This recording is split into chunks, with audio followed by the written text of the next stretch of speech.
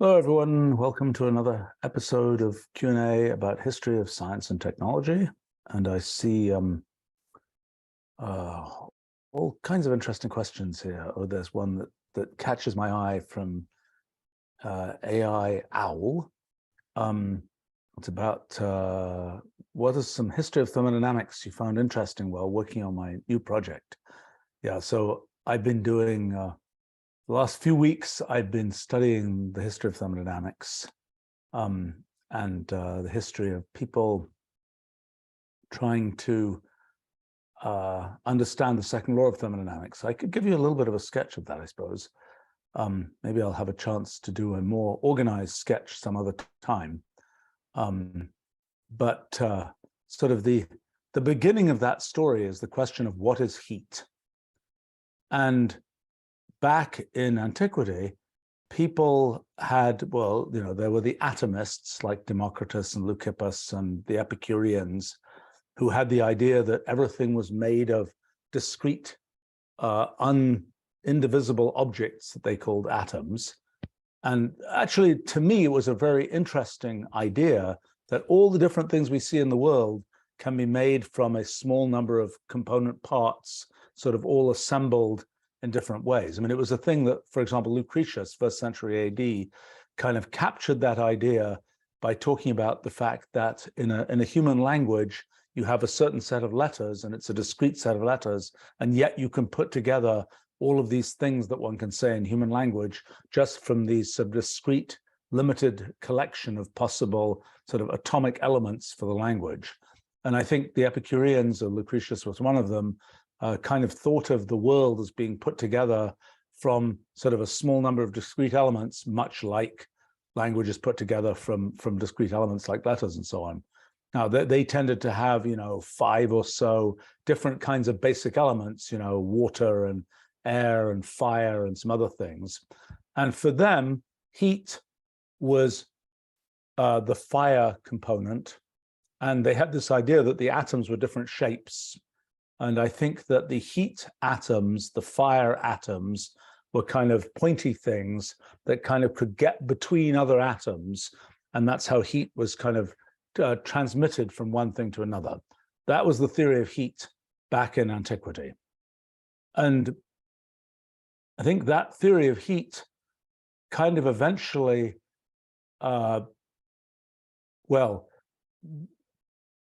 became eventually the theory of caloric, the idea that there would be some substance that suffuses things that is heat, and that caloric is, when heat is transmitted from one object to another, it's because caloric fluid is going from one object to another.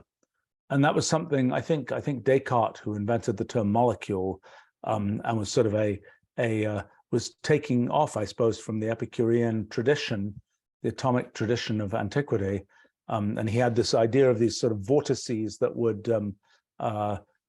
be what things were made of. But he had a sort of similar idea of what heat was. But I think then this idea of caloric emerged.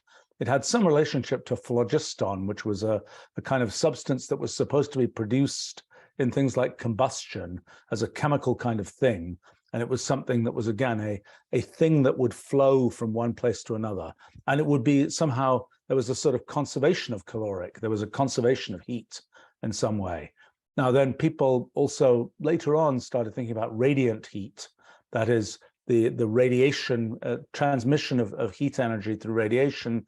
And they had caloric rays and all kinds of weird things that developed from that. But this idea of caloric was a long-term idea about how heat worked. And it really survived up until, well, the mid-1800s. And people like Laplace was writing about sort of the theory of caloric and so on. And I suppose, I mean, this history, let me just say, the whole of this history is a mess. There are many strands, there are many inconsistencies, there are many places where people didn't understand what was going on and so on. But I mean, another piece of the whole picture was the question of what gases are and how gases relate to this idea of molecules and so on. And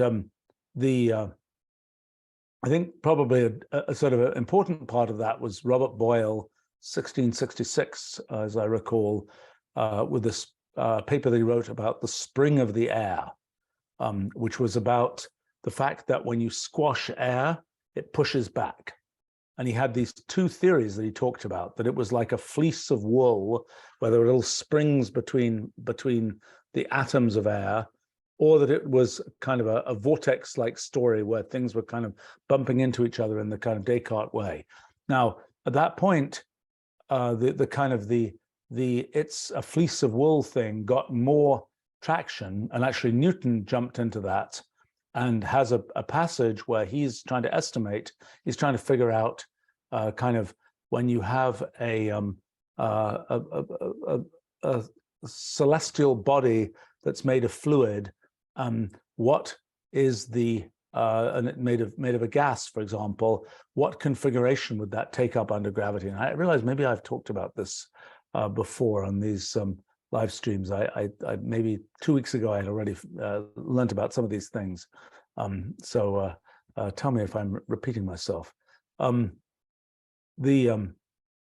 anyway, the thing. So there was a, so then Newton had sort of weighed in on the fact that, well, actually, what must be happening is that gases were made of these molecules which had force laws, not the standard Newton inverse square law, but another kind of law. And he had sort of an idea for what that law had to be in order to reproduce Boyle's law of pressure times volume equals constant for a gas. But in any case, through all of this time, kind of the idea of heat as caloric was a thing. And, like Galileo in the beginning of the 1600s was starting to invent the thermometer, so to speak. It had a way of having fluid pushed up through a tube to determine as a sort of quantitative way to measure temperature. And people, so then sort of the thing that broke the kind of caloric theory of heat was when people started really trying to understand what gases were and started developing the kinetic theory of gases. And that was something that really developed, I guess, in the 1850s with people like James Clerk Maxwell studying things like the distribution of velocities in a gas, and being able to start computing if there were molecules in a gas, how would what would the actual sort of kinematics of those molecules be like, and what effects would that have on the large scale properties of the gas, and could you derive PV equals constant and so on. Now there have been previous work. I mean, Daniel Bernoulli in 1738 in his Hydrodynamica book about hydrodynamics has a section where he absolutely talks about the kinetic theory of gases. But that was sort of a lost thing in history for about 100 years. And then there were a couple of folks who there was a guy called John Herapath, who figured out things about kinetic theory in the maybe 1820s or so. But he didn't have a good luck because he was I think he was an instructor of the East India Company, math kind of instructor in the East India Company. And he wrote this book, which is kind of one of these sort of let me explain everything in the world type books. But one section of it is about the kinetic theory of gases, was quite sensible.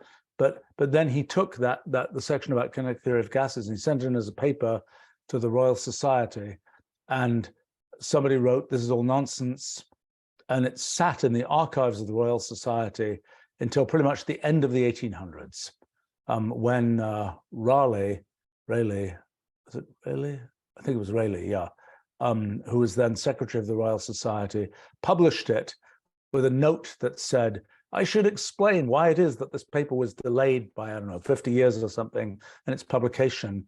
And, it's because, well, these people who come from sort of, from the, don't have any kind of lineage that people can trace, and they're suggesting unexpected ideas, how can we do better than just reject it and put it away for 50 years?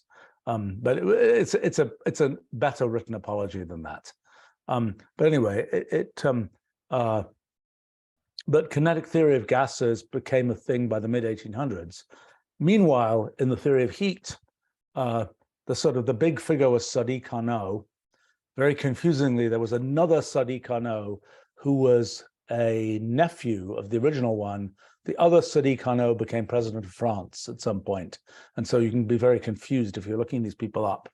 But the Sadi Carnot we're talking about was, what was particularly notable about him, he had his father was a person called Lazare Carnot, who was a kind of a political figure who managed to sort of be a big wheel in the French Revolution and a big wheel with Napoleon, and did a bunch of military things for Napoleon.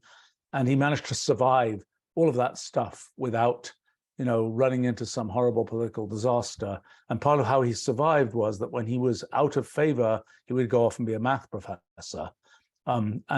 He developed this whole elaborate theory of machines and this idea of what would make machines able to run, kind of what optimized the running of machines. And one of the things he discovered was when things sort of hit things, and with percussion or other kinds of things like that, this leads to inefficiency in machines. It leads to things being, and so you want a machine to kind of run smoothly, and that makes it the most efficient that it can be, given the structure that it has with cogs and gears and whatever else.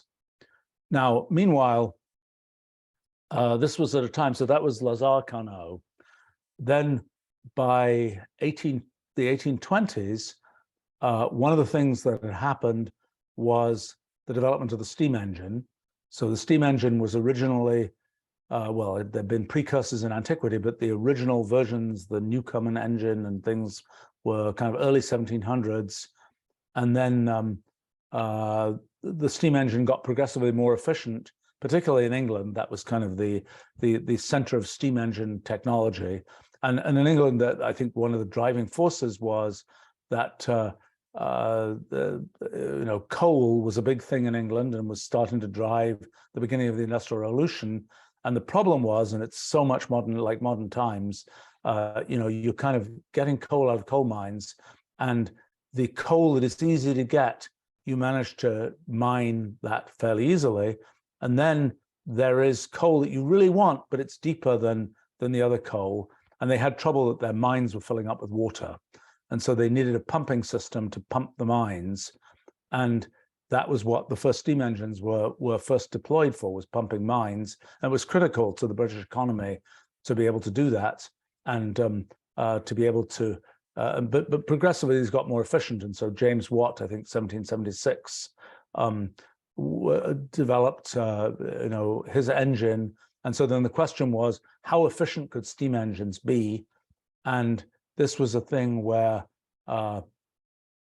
Lazare Carnot had been into the efficiency of machinery in general, and had actually been an inspector of gadgets for Napoleon, and had seen demos of steam engines and things like this.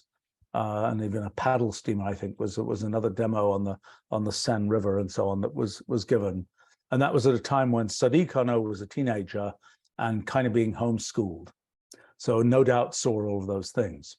So then I think 1823, Lazare Carnot dies, and Sadi Carnot, by the next year, publishes his book called On the Motive Power of Heat. I don't know, actually, I haven't looked. I don't know if there's a Carnot archive anywhere that can help one trace the relationship between the father and the son, so to speak. But the son was by this point a somewhat undistinguished military engineer. So I don't know what the relationship of just sort of whether there's actually material in Sadi Carnot's piece that was from Lazare Carnot, or whether just it's sort of a conceptual development. But Sadi Carnot works out this notion of kind of the efficiency of heat engines. And he has this idea of a heat engine because a steam engine is something which operates with steam as its working fluid. And you could imagine something which would operate with, I don't know, air instead of hot air, instead of steam as the working fluid. But what Carnot realizes didn't matter what the working fluid was. There were conclusions you could draw about the efficiency of any heat engine.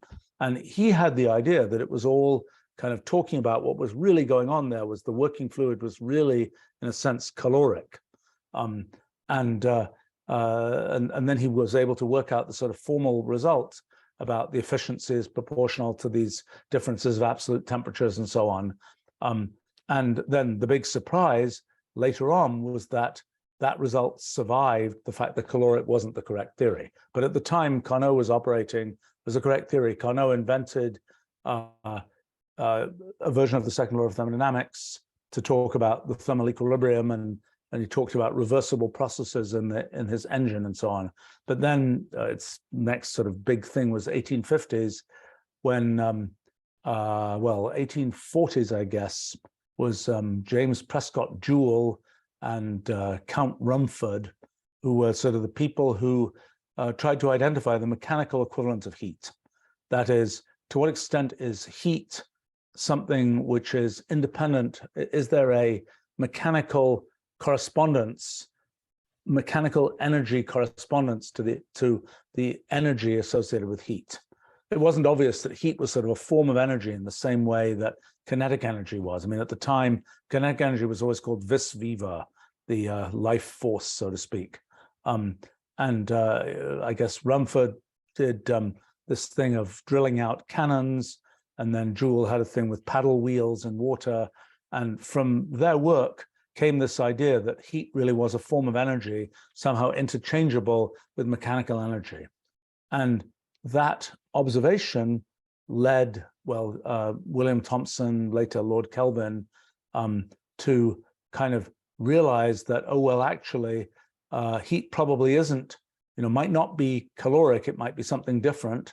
It might be a form of energy and potentially microscopic motion of molecules and so on.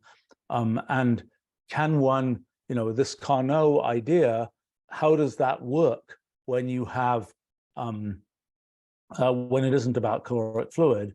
And so that's, then he, both he and Rudolf Clausius developed this idea of, which led to the second law of thermodynamics. This is a long story. Maybe I shouldn't tell this story now. I can keep going, but the story will go all the way until the early 20th century. It's a little bit of an anticlimactic story because a lot got done. A lot of different people were involved, particularly Clausius, Kelvin, Maxwell, and then Boltzmann, and then Gibbs. A lot of kind of the setup for the second law of thermodynamics got built in the 19th century. And then, well, Gibbs's work was like 1902 or so. And then it's kind of like, that's the origin material. And then not a lot happened in the 20th century in terms of foundational questions. And this is what I've worked on from a science point of view recently, is to try to understand how we can now make progress on these foundational questions. I think we've been able to make a lot of progress there, but maybe this is a different question. Brady's asking, what makes water the best substance to boil to produce steam power? Or do people use other fluids? I don't know whether nowadays they use other fluids, but back then they certainly did have tables of different kinds of fluids and what their various characteristics were and their heat capacities and things like this. And I don't know. I think it's very convenient to use water because it's an easy supply. All right, let's see. Let me go back to some other questions here because I don't want to spend my whole time talking about thermodynamics, even though I've been thinking about this quite a bit.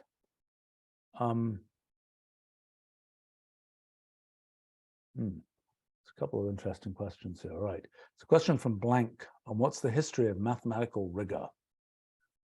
It's an interesting question. I mean, I suppose the Babylonians, who were kind of the originators of the strand that leads to modern mathematics, were not particularly rigorous in our modern sense. They were much more of a just get the answer.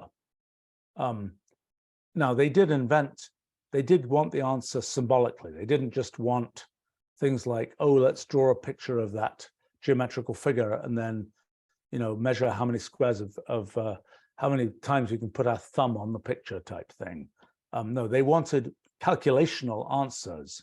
But I don't think one could say that they were sort of into the proving of things. Now, one important feature about mathematical rigor is where it really gets important is when there's infinities and infinitesimals involved.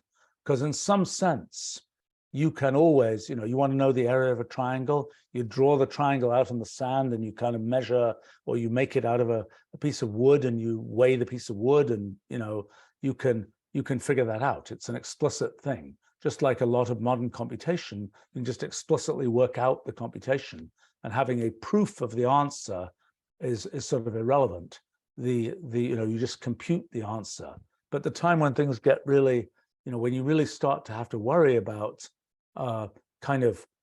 more rigorous proof types of things is when you're dealing with infinities or infinitesimals. Now, in geometry, there's always the question of, are these parallel lines exactly parallel, or are they just roughly parallel and they meet a long way away? Those kinds of things.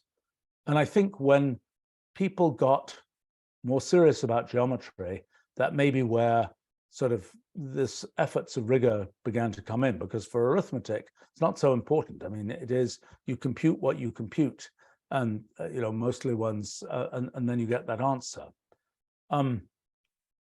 I think, well, an example of an early piece of kind of mathematical rigor was from the Pythagoreans, 5th century BC, where they had this idea that rational numbers were sort of the story of everything. They noticed that musical harmonies tended to be in rational ratios. They noticed a lot of other features of things being in rational ratios.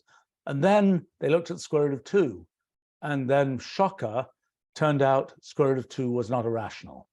And I suppose that will be an example of an early piece of kind of rigor in mathematics, was the realization that you could prove that square root of 2 couldn't be a rational number. And that was something that required something beyond just, oh, let's calculate it and find out it's roughly 1.414 or whatever it is. But I think that the real sort of origin point of a lot of this stuff is Euclid. Euclid presumably was partly collecting things that have been discovered in Babylon and other places. He presumably worked in Alexandria in Egypt at the library there, which was sort of an early university. He collected his elements, which is in which he wanted to deduce geometry rigorously. He had 10 axioms basically from which he wanted to deduce 400 theorems. And although he didn't write down the proofs, he wrote his elements down in kind of the form of this is true, this is true, this is true. But the whole point was that these things could be rigorously proved. And people like Plato picked up on that notion had that idea of kind of rigorous proof of things.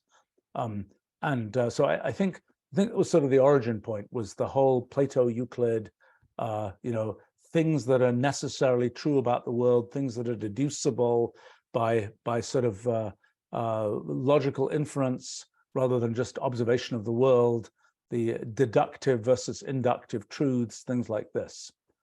But that was then. Then there was a vast period of time when there wasn't a lot of interest in rigor in mathematics. I think that the thing that probably, the thing that really, I would say, launched sort of serious rigor in mathematics was when one was talking about things like numbers, where everybody sort of knew what a number was. There was less need to have sort of an elaborate formal theory. By the time one had, in the 1830s, both Galois theory for Galois and the idea of groups, mathematical groups, and Lobachevsky and the idea of non-flat spaces. These were things which were sort of abstract and are not amenable to, oh, let's just write down some number of tally marks or draw this geometrical figure. And so I think that drove a certain amount of sort of higher sophistication in the way to think about mathematics. Now, the other thing that happened, and this must have been the very early 1800s, was the notion of kind of rigor for calculus. I mean, people in the hands of Newton and Leibniz, Newton had done this very geometrical set of derivations of calculus, Leibniz a bit more algebraic. And the idea was that these were deductions, like Newton very much based his work on Euclid. But I think it was the notion of exactly what does it mean to have, continuity and limits, and, how does it really work? And is every function that you can draw a continuous function? What happens if you try and take a limit where the function isn't continuous? These kinds of things. That is something that was in the beginning of the 1800s, I think, was something that was very much a French kind of tradition of let's be more careful.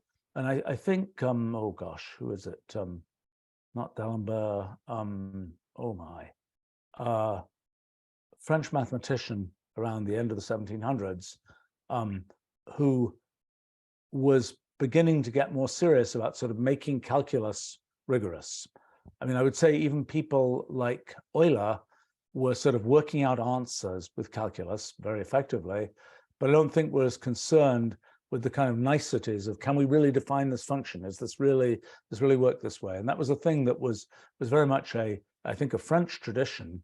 And for example, in England, people were like practitioners of calculus. I know Charles Babbage, for example, was very enamored of the French sort of formal school of thinking about calculus and really wanted to import that into England, which he didn't really succeed in doing. And in England, people were like much more, let's work out, the equations for the motion of a top, and let's figure out, all these calculus derivations, rather than let's define what it means to be an abstract function, and let's define the notion of continuity and so on. I think that was something that really came in, as I say, in this sort of French tradition of trying to do calculus.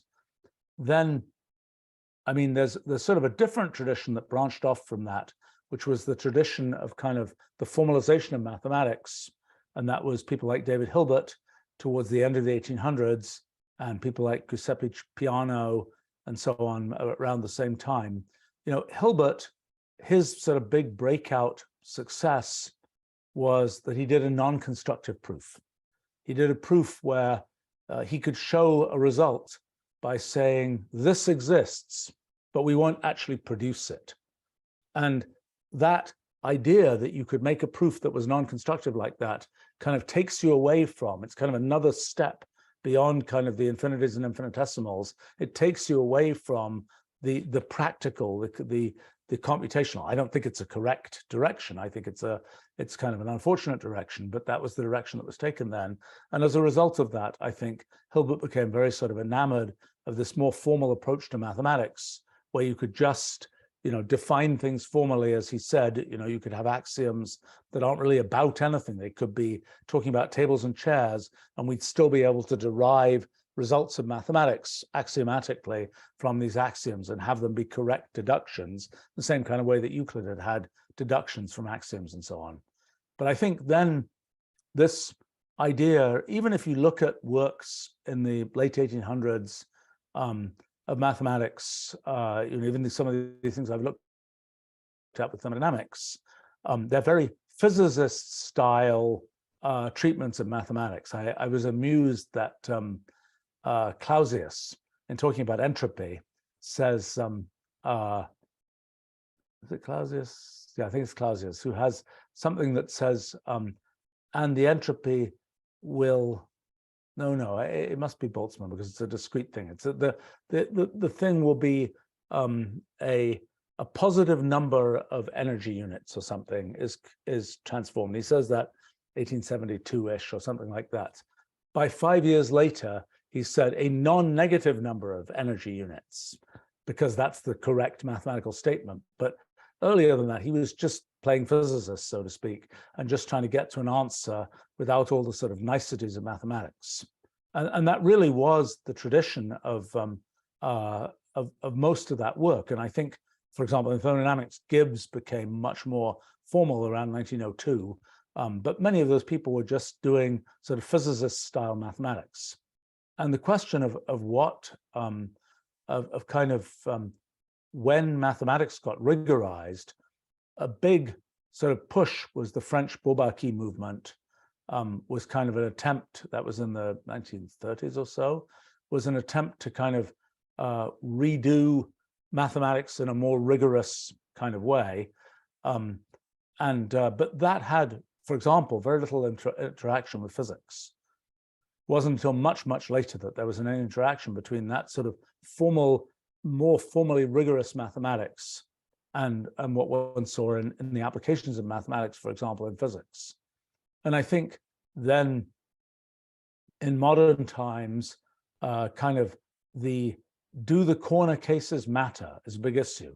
I mean, like Benoit Mandelbrot always used to talk about fractals as being the sort of monstrous curves that people had identified back at the end of the 1800s, beginning of the 1900s, as kind of these exceptions to calculus because they had all these discontinuities in them and so on. And at the time, people had sort of said, well, there are these exceptions, but we don't really care about them. And then later on, and then by the time people were being very careful in sort of the Bourbaki school, it was like, well, let's make sure our definitions exclude the pathological cases. And then later on, Benoit Mandelbrot said, actually, the pathological cases are the things that are interesting for the natural world. And that's what in the 1970s led to fractals and so on. So, you know, what was something that came out as kind of a corner case, a footnote, so to speak, to the mathematical rigorization process ended up being a thing that was central to physics. And, you know, this has happened a bunch of times. I mean, there are plenty of cases where physicists have this habit of sort of just rolling in with methods that work. And the mathematicians are like, it's going to take us another 50 years or 100 years to turn that into something rigorous. I mean, a good example there is Brownian motion, which had been studied by Einstein and Smoluchowski around, 1905, 1900, those kinds of times. This notion of stochastic calculus, stochastic processes, random processes was mathematicized much later than sort of the physicist delivery of those kinds of things. And the same is true like with path integrals invented by Dick Feynman in the 1940s for physics. It's still the case. People are like, what the heck does this mean mathematically? You know, it's still very hard to define in a formal mathematical way. But it's something where you can do a lot of physics without ever knowing the formal mathematical definition. I will say that in our physics project, we have a kind of a giant boatload of new kind of things that are relevant for physics and limits of hypergraphs and causal graphs and all these kinds of things, where we can kind of see our way through these things at a sort of physics level of mathematics. But to really nail that down rigorously at the level of pure mathematics is a challenging process that will take a long time. I think when we look at thermodynamics, for example, the attempt to rigorize thermodynamics simply failed. It was tried. It has been tried again over the course of the last 100 years or so. It simply failed. I think I now understand something about how thermodynamics works sort of computationally. You can kind of see that what really happened was that thermodynamics is something that pokes out of the traditional kinds of things that mathematics can talk about. And it is something that really requires sort of a computational approach and an idea of a theory of the observer and things like this, which are things that mathematics just doesn't have things to say about. So that's been kind of the interesting thing there. Let's see. There was another question here.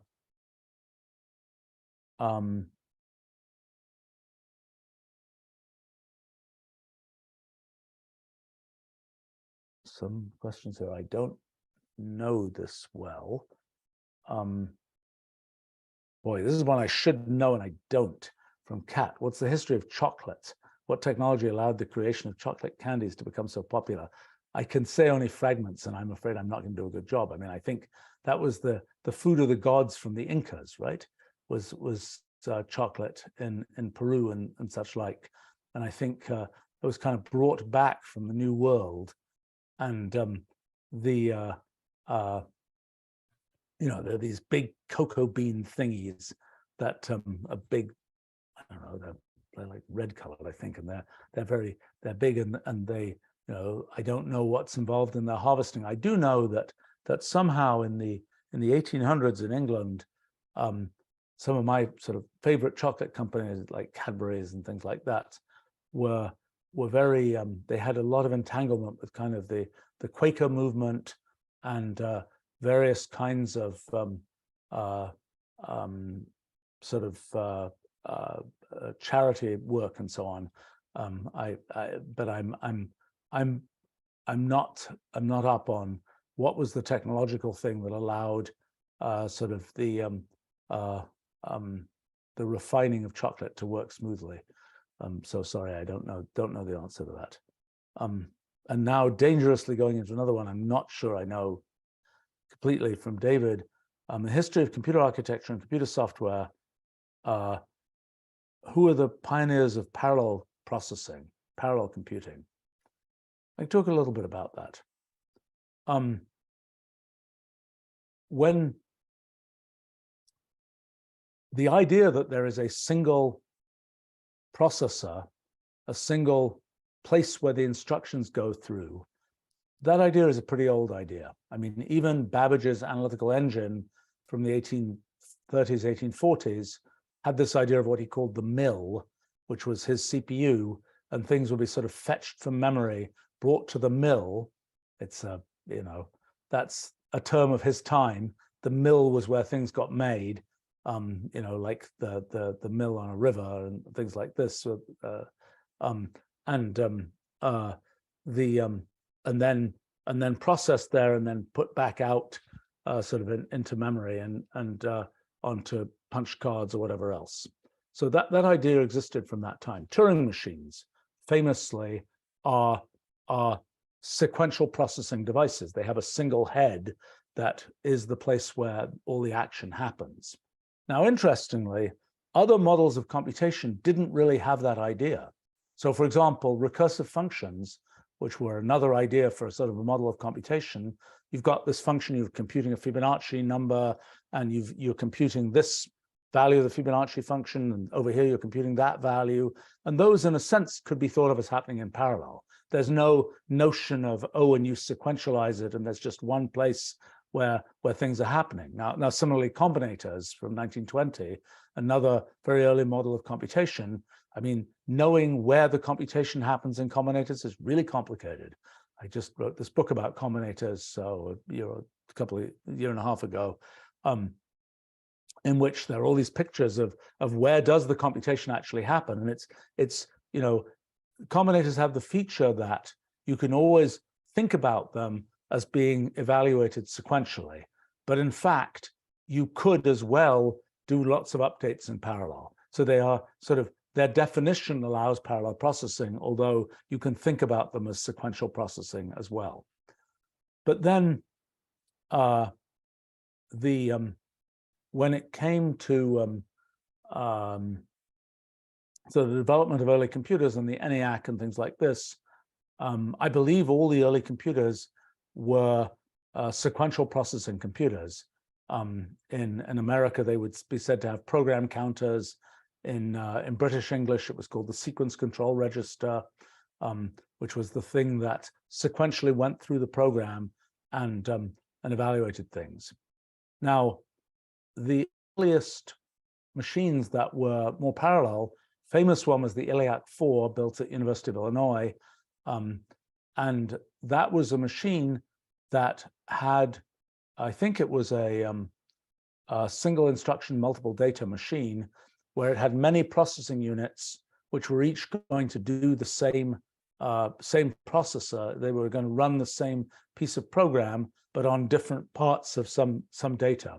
And I think there have been, in fact, yeah, there's a different branch of history here, which is image processing and early neural networks. So in image processing, it's sort of a quintessential example of where you've got lots of pixels, you want to do something on the image, but you might be doing something locally on groups of pixels, and you know you can do that in parallel across the image. And I know the ILLIAC 4 was certainly used for that, but there were also early OCR systems in the 1950s that were actually based on cellular automata. Oh yeah, how could I forget telling you about cellular automata?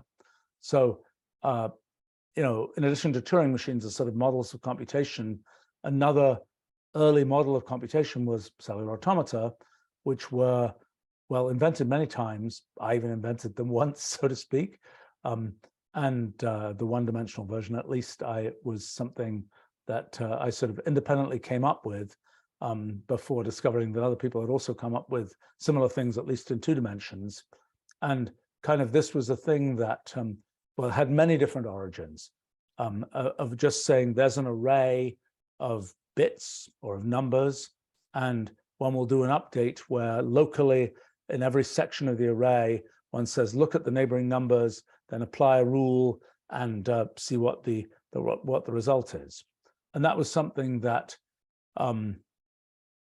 people had done for many purposes. One of the famous examples was John von Neumann was trying to kind of make a model of biology, a mathematical model of biology.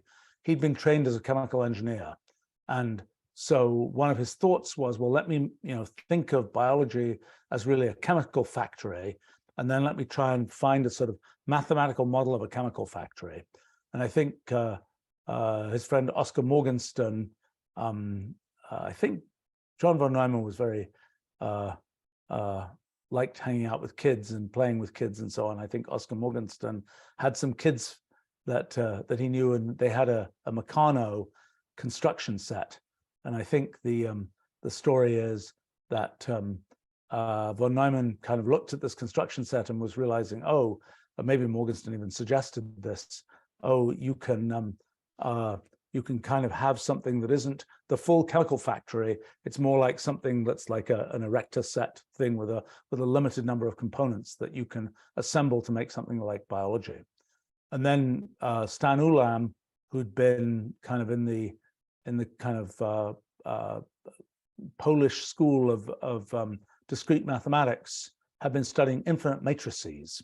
And so he kind of said, well, why don't you simplify even further? Instead of this 3-dimensional factory, why don't you just look at a 2-dimensional array like a matrix and just put bits in it? And that's how von Neumann started thinking about this kind of very complicated cellular automaton. A whole book was completed after von Neumann's death by Arthur Burks of a self-reproducing automata. It was an incredibly complicated construction, vastly more complicated than it needed to be, of a cellular automaton with this local update rule that would reproduce itself in a sort of somewhat biological way. But at the same time, there were also image processing systems that were based on sort of operations of that were based just on local operations between of neighboring cells as ways to find edges in images and things like that. And there were a bunch of those things in the 1950s. Also, there were neural nets, and people were making kind of hardware versions of neural nets, even sometimes to use for image recognition. And there again, it was something where multiple operations could be happening in parallel because it was just wires connecting things.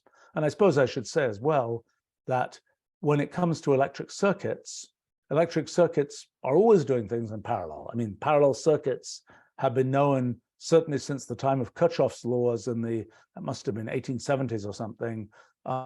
You know, when people were analyzing electric circuits, that was parallel electricity was a well-known thing. Parallel digital logic was not a well-known thing. And it was something that existed in cellular automata, but they were of a different tradition than the stored program computers and things like that. I think the ILLIAC was one of the first machines that sort of brought together this idea of parallelism in a sort of cellular automaton-ish way, together with kind of an actual sort of program that you could write out in some computer language. I'm embarrassed to say that I don't know the names of the people who worked on the ILLIAC 4. I should know them, and I do not. But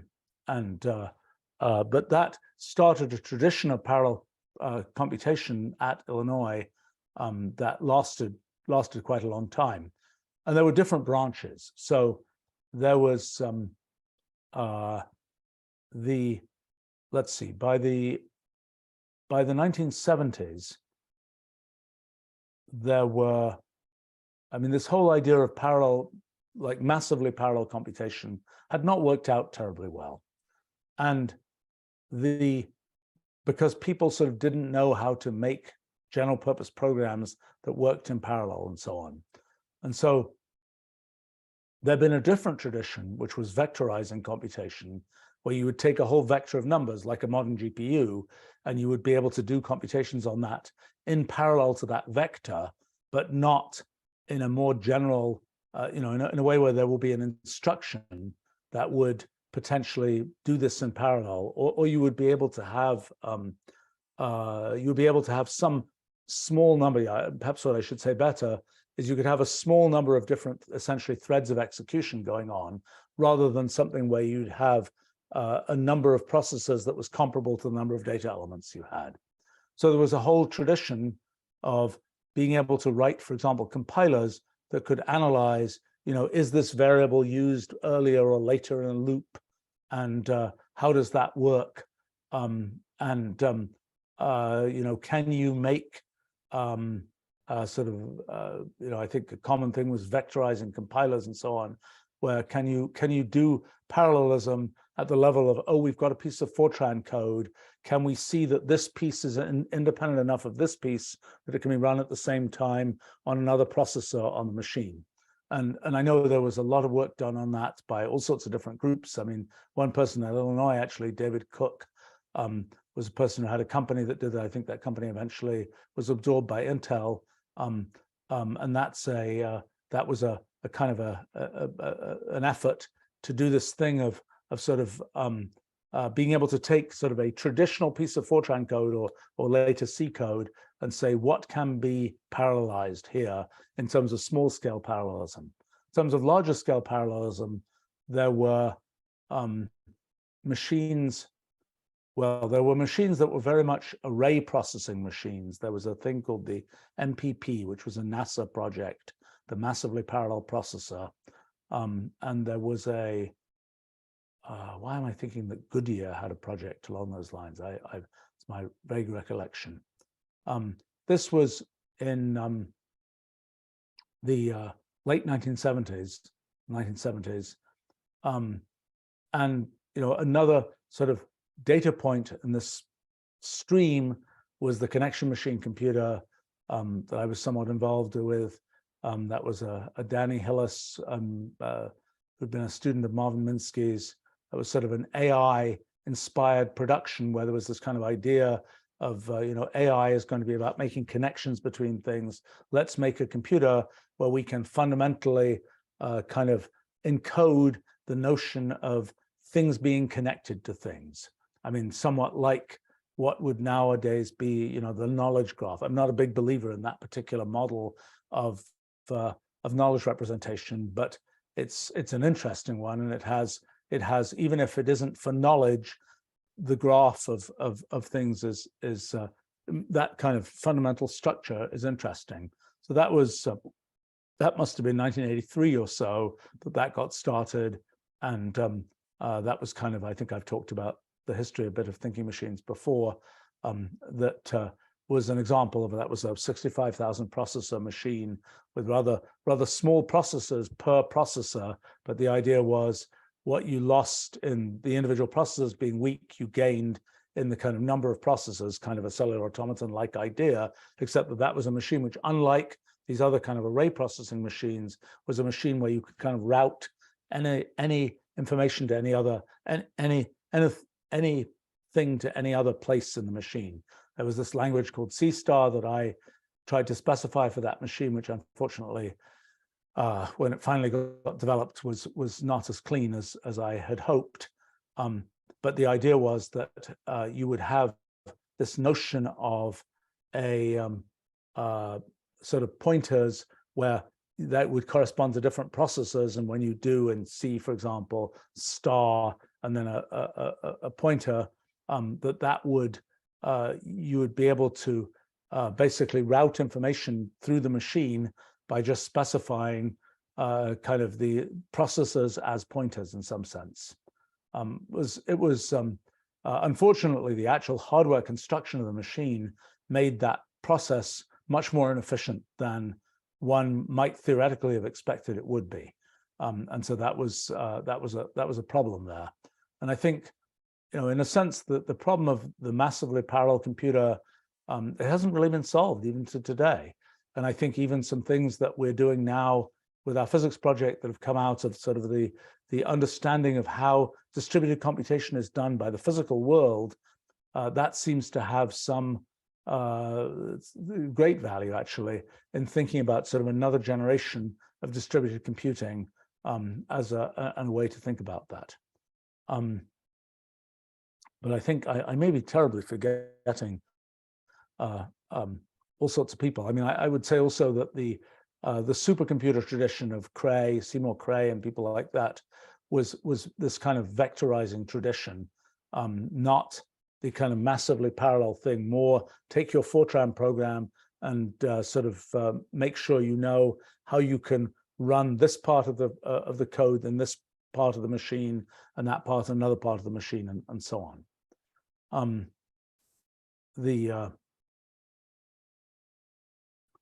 Let's see.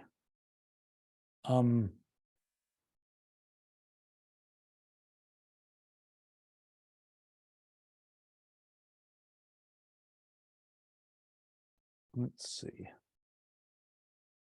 Aaron is asking about Xanadu and the hypertext publishing technology. So Xanadu is the creation of a person called Ted Nelson, who's still around, I think. I think one of my kids ran into him recently, or a few years ago at least.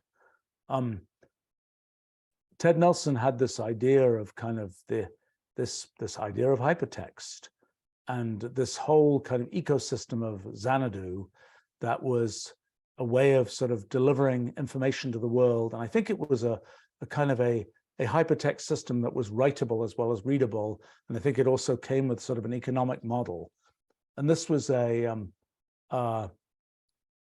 thing in, oh gosh, when was that? That must have been in the 80s, and maybe, am I losing track of time here?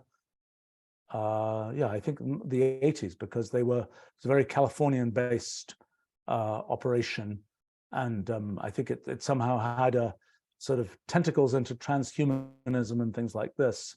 But it's kind of an idea now. I'm seeing if I can represent Ted Nelson's ideas, which I'm sure I cannot.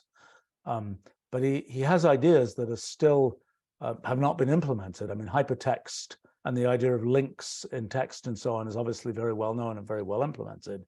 But I think he has an idea of some kind of multidimensional kind of structure that goes beyond just the straight links in text. And I don't think I can represent that well, but I think there's more to that can be discussed there.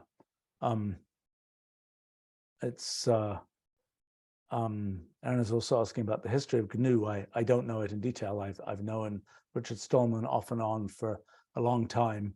I think I have to say I will report the conversation that I had once a very long time ago with Richard Stallman, who was horrified by the fact that I am somebody who's actually built software that is where the people who use the software support the building of the software, so to speak, rather than some more complicated sort of business model of some more complicated open source business model where you make money by installing the software or by giving people a version that actually works, or you make money from patents on the software, or you make money because you have a company that's doing other things, or a more indirect process. But he was sort of horrified at some point, and I remember talking to him about GNU and about the value of giving things away and so on. And obviously we give away lots of things like access to Wolfram Alpha and things like that, and that's great, and I like that very much, and it's a fulfilling experience, so to speak.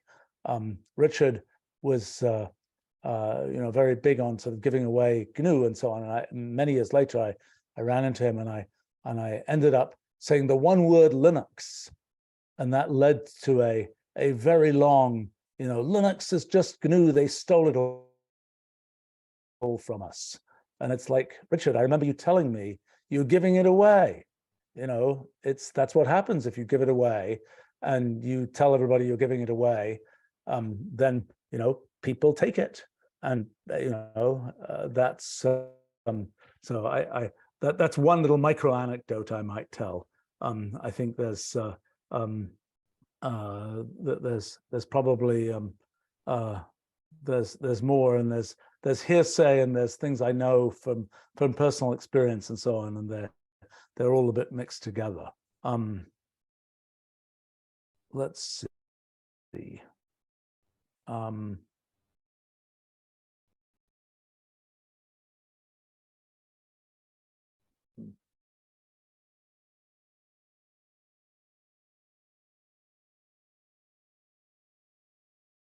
Let's see if there are any others that I could address quickly.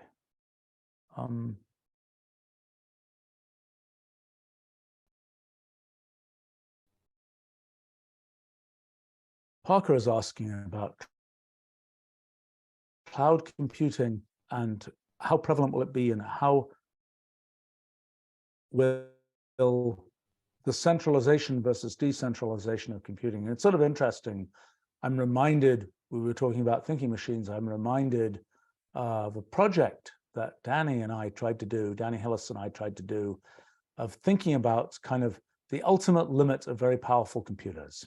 And what would it be like if you could have a sort of computer power station that had just amazingly, and maybe I'm sure I've got the notes from those conversations, which must have been in the mid-1980s. And maybe it'll be embarrassing to find out that our computer power station is vastly less powerful than a tiny bay of a big cloud computing provider's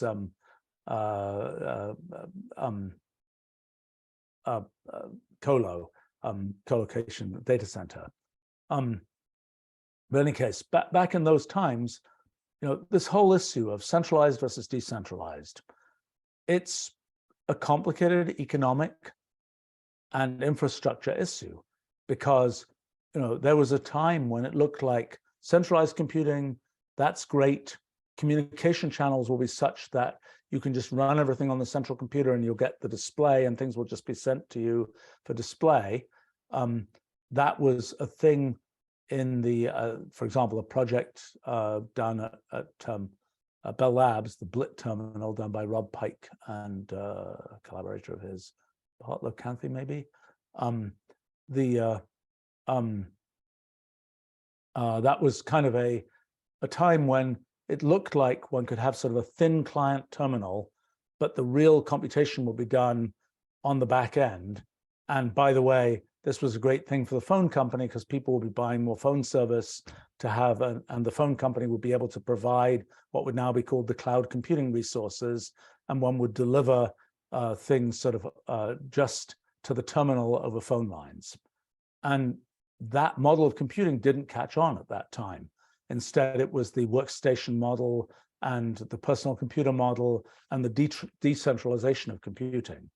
I think in modern times, the idea of centralization is somewhat, for some purposes, it's the centralization of file storage and the centralization of access, but there are different solutions to that.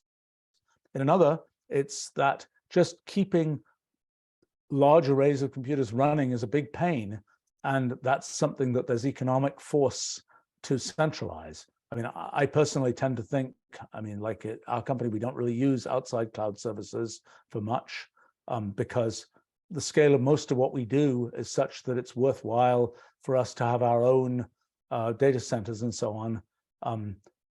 because it just is, well, it's more economical that way. And after all, we're a software company, and so we should know something about how to run those kinds of computational resources. So, I mean, I tend to not think. I mean, again, it is this strange thing that's gone back and forth over the course of time, and then people are very proud of the fact that, is the machine learning stuff happening in the cloud or is it happening locally? Oh, it's so exciting that some of it can happen more locally. Is the stuff happening? I mean, it's kind of funny that the least likely thing to become an operating system has sort of become an operating system, namely browsers. And, people are like, well, we can run, it's kind of bizarre, we can run things, in WebAssembly that is that's running inside a JavaScript interpreter, that's running sort of C code that has been transcompiled to JavaScript, running inside a browser, running on top of a computer's operating system, and that's what you're running in, so to speak. And I think this whole question about sort of what's the packaging of where the computation gets done is an interesting one. And there are things like, in the case of browsers, things like the driver of security is a, where did this program come from? Can I safely run it? Will it be sandboxed and so on? That's certainly an unexpected driver in terms of sort of the history of computing. But I think it's by no means self-evident that sort of more centralization of computing resources is the way things are going, or is even a necessary idea. I mean, I find that, I do a certain amount of large-scale computing, and, I have a couple of hundred processors sitting around my house, basically, which I use for lots of parallel computing. And only very occasionally for the things I'm doing do I end up saying, oh, let me use a few hundred cores in some cloud system. Even though the things I'm doing involve quite large-scale computing, it's somehow, one case would be, well, oh, that's because I only need the overage computing very rarely, so I don't want to own that stuff, and I'll go out and use some other service. But I think it's one of the use cases is you're going to have a spike of usage, and you want to just be able to be in a bigger pool. I don't think it's at all self-evident that things will become more centralized in terms of computing infrastructure. Let's see, maybe one more, and then I should go here. A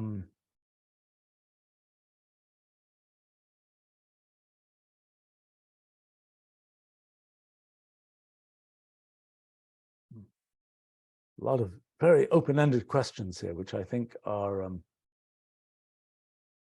oh boy, here's one that's interesting from Aaron. Can you talk about the history of the public's perception of its own scientific literacy? It's an interesting question. I was reading something just yesterday, actually, day before yesterday, by a chap called C.P. Snow, who was a novelist and civil servant in England. 1959, he wrote a book called The Two Cultures. It is, I have to say, on my glance at it, a rather pompous book. But it has this section which has been widely quoted, where he says, he's asked people, can you describe the second law of thermodynamics? That's why I was looking at it recently. Or can you quote something from Shakespeare or whatever? And people at that time, 1959, were very much of the, nobody could quote, no sort of generally educated person could quote the second law of thermodynamics, but they could tell you pieces of Shakespeare.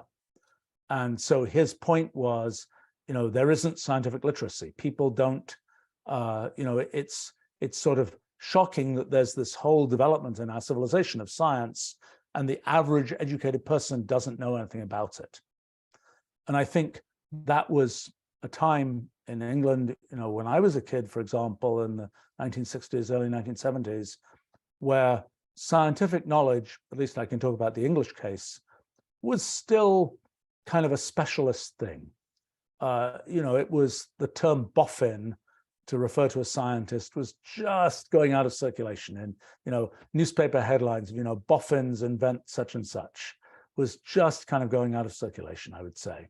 And it was, but it was still the case that, you know, in a sense, gentlemen weren't scientists. There were gentlemen scientists, but it was something where, you know, a gentleman was educated in, you know, Latin and Greek and this and that, but science, that was kind of you know, that would be like, it would be like sort of learning to do car mechanics or something like this to some people. It would be something that was, you know, seemed like a non-intellectual, not a you know, a kind of a liberal arts kind of pursuit. And I think that what changed that, probably, well, in the US, the sort of the big rush of we should care about science and we should educate people about science came in partly from the Second World War and partly from Sputnik. And this sort of urgency in the 1960s of, you know, let's get science education up to snuff, probably started to change that process. But I think it's sort of an interesting thing, you know, who is proud and at what time are people proud of not understanding science, math, whatever? There's certainly been a period in my life, you know, there was of course I don't understand that science stuff. That's just for the geeks, so to speak. And I think that changed sometime rather recently, actually. I think the idea that people sort of are kind of, maybe part of the way what changed that was the rise of the geek CEO and the kind of the rise of the, you know, because it had been the case before the Bill Gateses and Steve Jobses of this world and so on, that there'd been this kind of idea that you know, CEOing a company was something for the generally educated person, not for the geeky, you know, I write code and know about geeky math stuff kind of person. But then, as it turned out, there were huge successes in the technology sector that caused people with geeky backgrounds, so to speak, to be the people who were the natural CEOs. And so, I mean, and that was a phenomenon of the 1980s, even 1990s, that people sort of the respect for the, I mean, I'm good with this. It's kind of like then, I mean, even when I was starting my company, it was unusual. Actually, an interesting story there.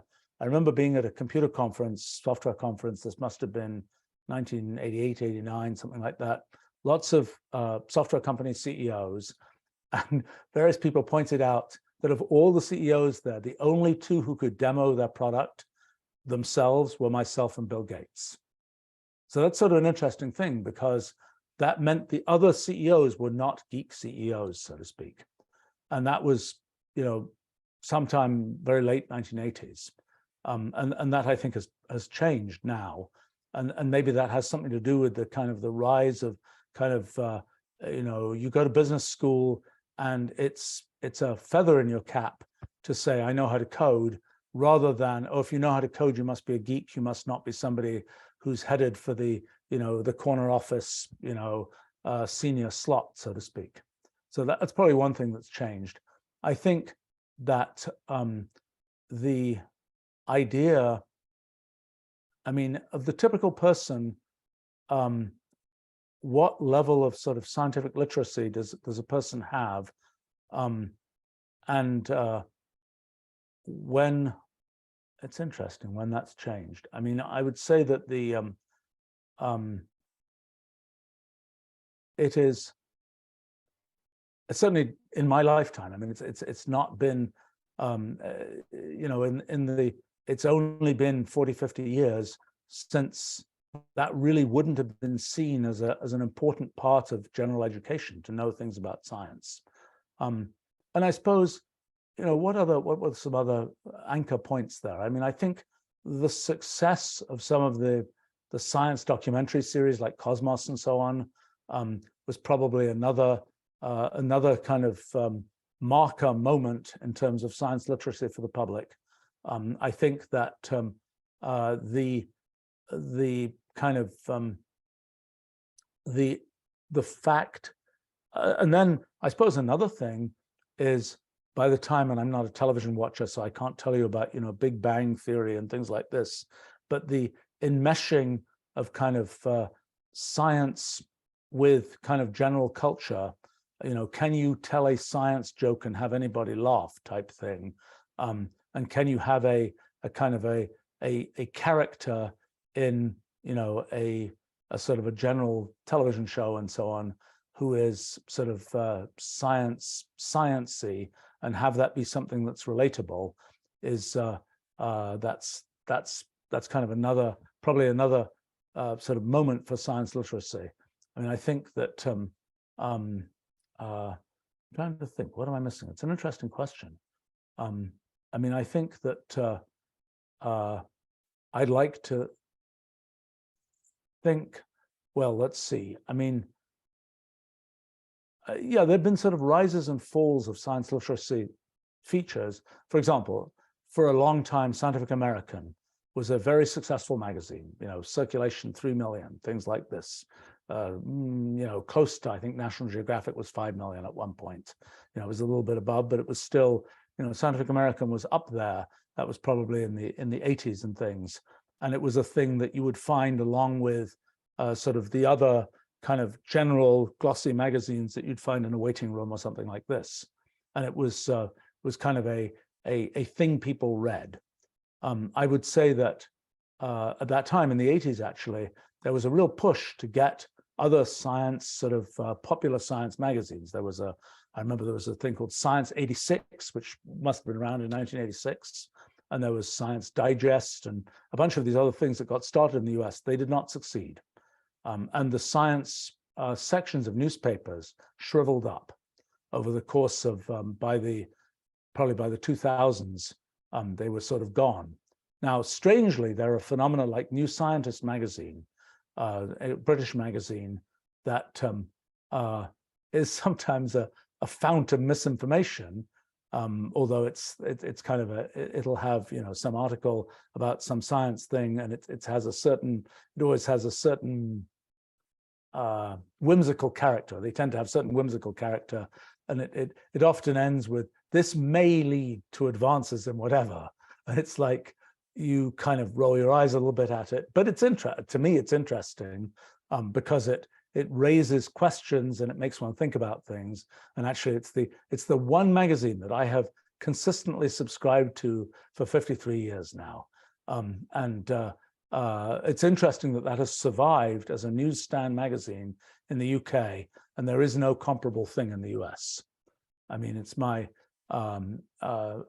has been a Science News magazine, which is this thin magazine, which I've also subscribed to for a long time, is a good sort of a US analog, but it isn't really quite the same kind of thing, because New Scientist is definitely intended as a very for the people kind of thing, whereas Science News, I think, is much more aimed at people who are more in the science track directly. I think New Scientist magazine, if I remember, was started in the mid-50s, and I think somehow Winston Churchill was somehow involved in its founding and in encouraging the fact that it should be a thing, so to speak. I mean, I think that was but it's interesting that this notion of kind of does the general public care about science, the survival or not of science magazines, popular science magazines, sort of an interesting bellwether for that type of thing.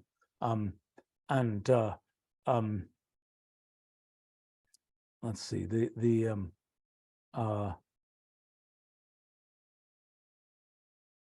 a comment here from Sench about science literacy, and about memes and different subcultures emerging. I don't know. I think that it's worth remembering that things like the kind of the persuasiveness of science and its role in sort of the political discourse has a very long history, going back to Francis Bacon, who was like, if you tell them it's science, they're not going to dispute it. If you just tell them it's political opinion, they'll dispute it.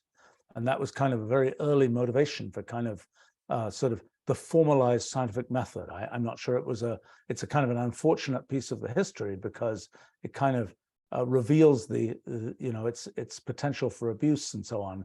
But I think it's one of these things where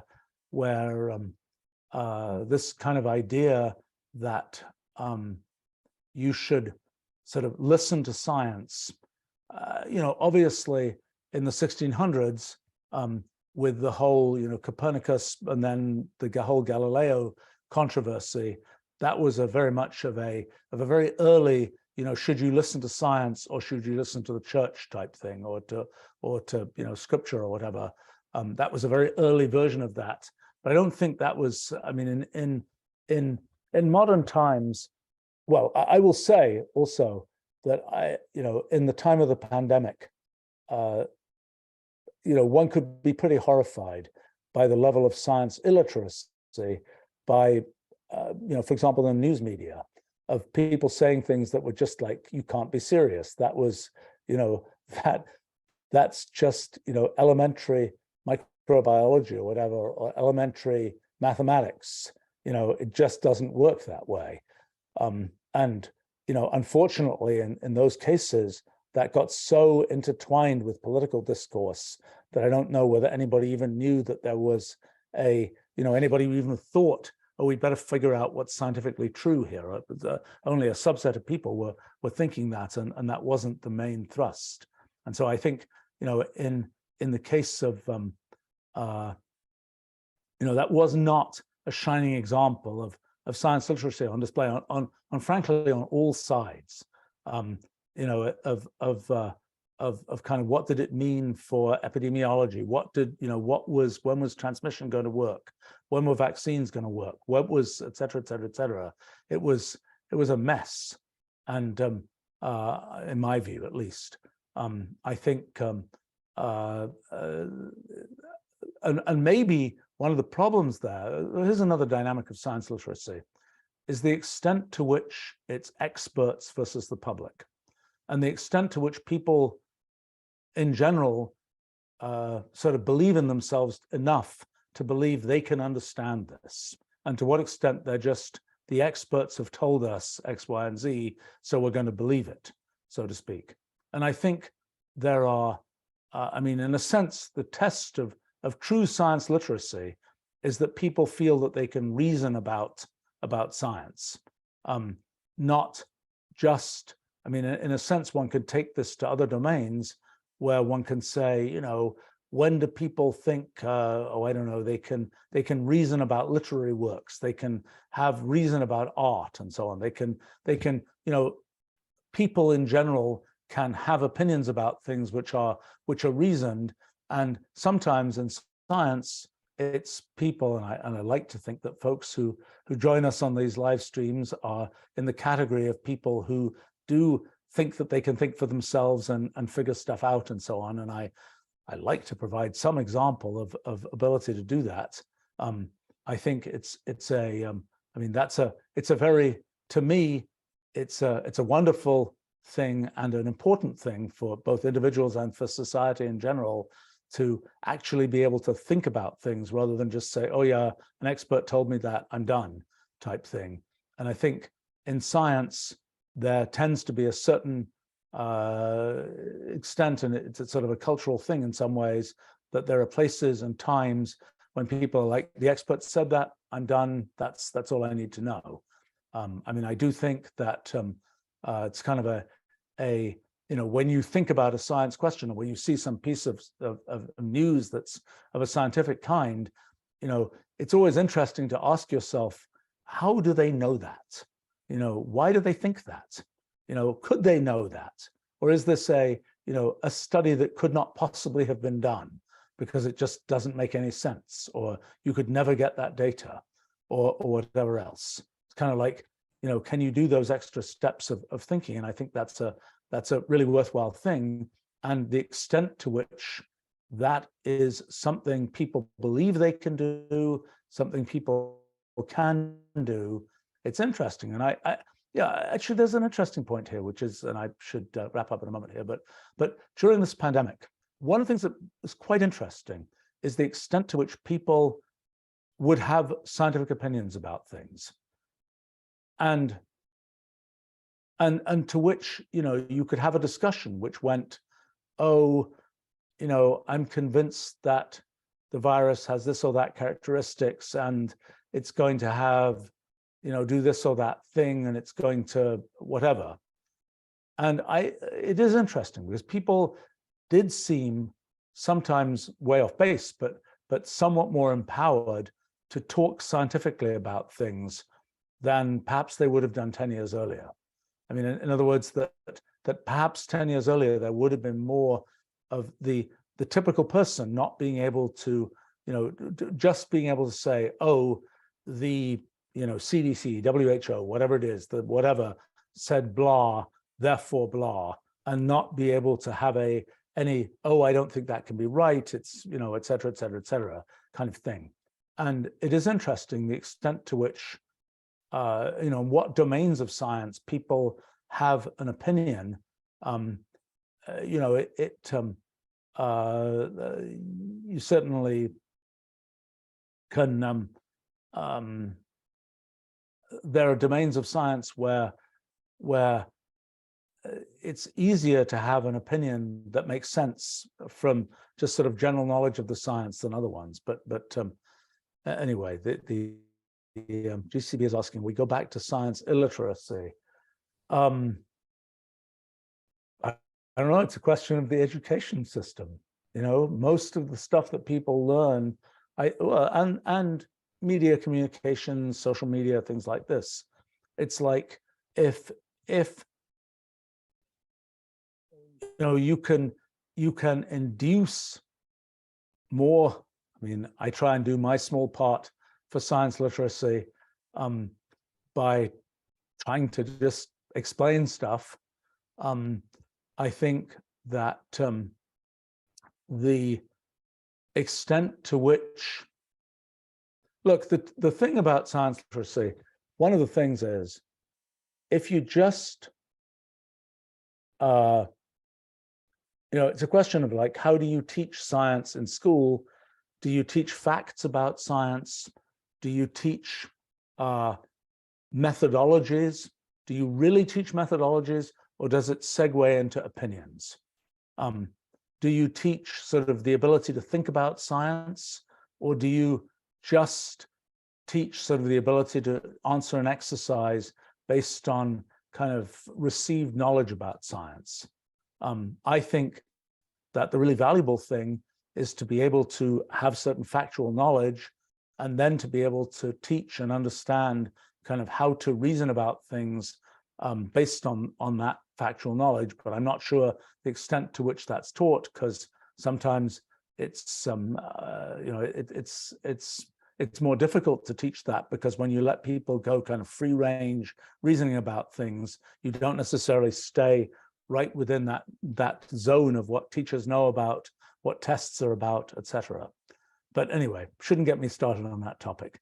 An interesting topic for another time. I should run off here, but thanks for joining me, and see you another time. Bye for now.